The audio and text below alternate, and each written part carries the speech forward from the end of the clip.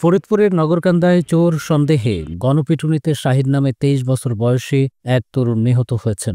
এই ঘটনায় আহত হয়েছেন ৩ জন।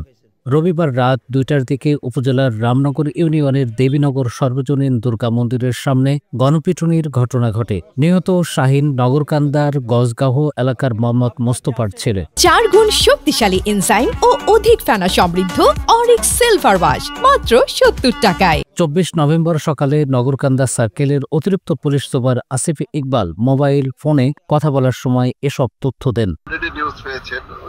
চুরি করতে গিয়েছিল, আমাদের প্রাথমিক তদন্তে যেটা আমরা দেখলাম, চুরি করতে যাওয়ার পরে যে পাবলিক সবাই মিলে ওদেরকে ধাওয়া করছে, পরে আর কি গণপিটুনি দিয়েছে।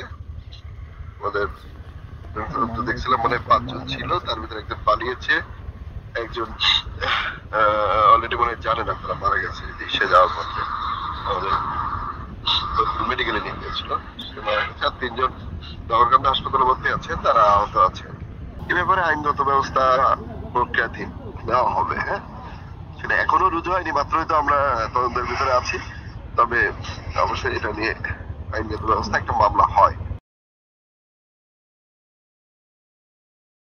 ৪ গুণ শক্তিশালী এনজাইম ও অধিক ফেনা সমৃদ্ধ অরিক সিলভার ওয়াশ মাত্র ৭০ টাকায়।